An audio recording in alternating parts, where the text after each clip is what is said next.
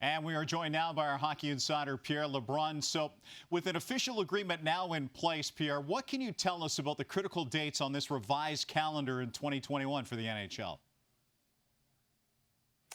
Yeah, Corey, probably the easiest way to summarize it is that this season is going to end a month later. And so all of the normal events that we're used to having at a certain time are about a month late. For example, free agent frenzy, we're used to that being July 1st. It's going to be July 28th. The trade deadline is going to be April 12th. The regular season is ending May 8th. The Stanley Cup final can go as late as July 15th. So everything is essentially a month late, 56 games. And the important thing here is that the NHL made a point of saying Sunday, Corey, that they want to get back on a normal cycle for the 21-22 season when Seattle comes in. They want to start in October, and so that's why it's important to really jam in this season here in 2021. And, of course, they have the temporary divisional realignment for 2021. It also means a new playoff format. So how does this affect the Canadian teams in that new North Division?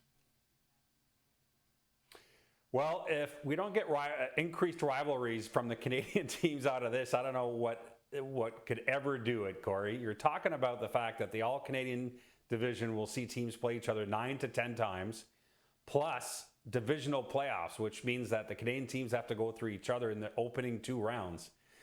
So you have the possibility here of, let's say, the Vancouver Canucks playing the Calgary Flames 10 times in the regular season and then 7 times in the opening round if they both make the playoffs and match up against each other. That's 17 games in total. Now, again, we have an all-Canadian division because of the U.S.-Canada border, and that has impacted this season with temporary realignment. Yeah, you could get Kachuk Kassian round 17. One final hurdle for the league is determining whether all of the Canadian teams will be able to play at home. What is the latest there? Yeah, not out of the woods yet, Corey. It's good that you asked that. There was a call over the weekend between the NHL, some of the Canadian NHL teams, and provincial government health authorities. No resolution, but certainly a good conversation. I'm told that more conversations are coming here over the next couple of days this week.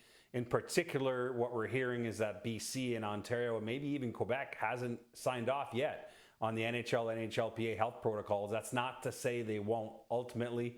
We just don't know at this point, but they're going to continue to talk. And in the meantime, if the Canucks or another Canadian NHL team has to open on the road somewhere else in Canada, that is a possibility. But for now, they're trying to get through this and figure something out before the season starts January 13th. And we do know that camps are set to open for the 7 non-playoff teams on New Year's Eve. For everybody else, it's January 3rd. Our hockey insider, Pierre LeBrun.